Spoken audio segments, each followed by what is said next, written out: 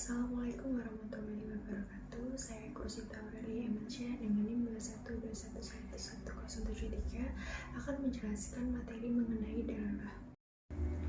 Materi yang pertama yaitu mengenai pengertian dalalah.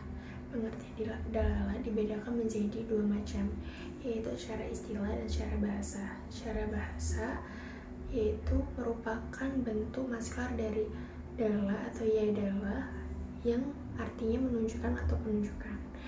Dan kemudian secara istilah yaitu penunjukan suatu lafal nas atau teks kepada pengertian yang mudah dipahami sehingga memudahkan mengetahui kandungan dalam dalil nas atau teks tersebut. Kemudian materi yang kedua yang akan saya sampaikan yaitu mengenai macam-macam dalalah. Macam-macam dalalah ada dua. Yang pertama adalah dalalah lafziyah atau dalalah yang ditunjukkan secara jelas oleh lafalnya. Yang kemudian adalah dalalah ghairul lafziyah atau dalalah yang tidak jelas. Untuk mengenai dalalah lafziyah atau dalalah yang ditunjukkan secara jelas oleh lafalnya. Dalam dalalah ini ada 4 macam. Pertama adalah zahir.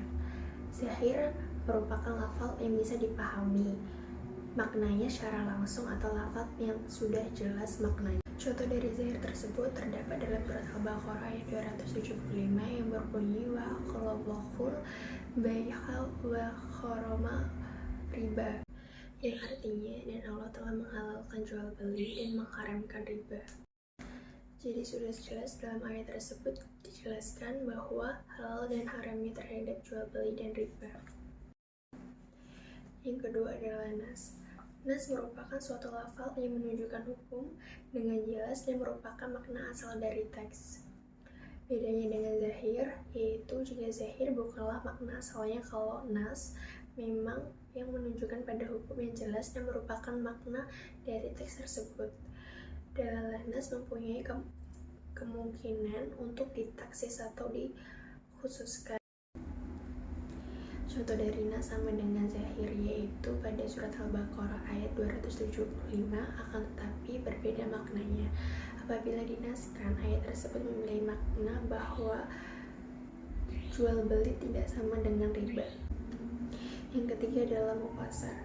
Mufassar yaitu lafal yang menunjukkan suatu hukum dengan dalalah atau penunjukan yang tegas dan jelas sehingga penunjukan tersebut tidak mungkin untuk ditakwilkan atau ditaksis, tetapi dinas ketika masa Rasulullah SAW.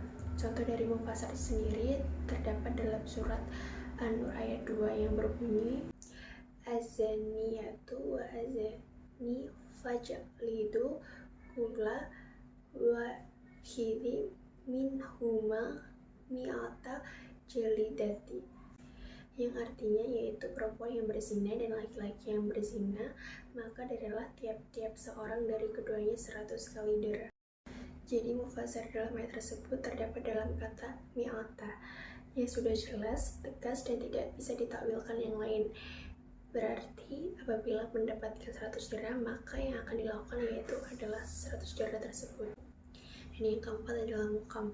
Mukam merupakan suatu lafal yang menunjukkan makna dengan dalalah yang tegas dan jelas secara khatib dan tidak mempunyai kemungkinan untuk ditakwilkan, ditaksis, atau dinas.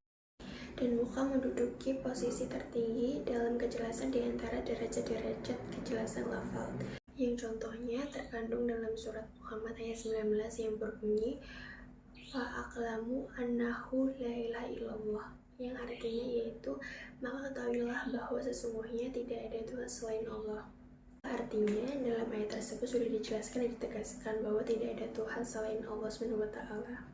Kemudian saya akan menjelaskan mengenai dalalah ghairul lafziyah atau dalalah yang tidak jelas.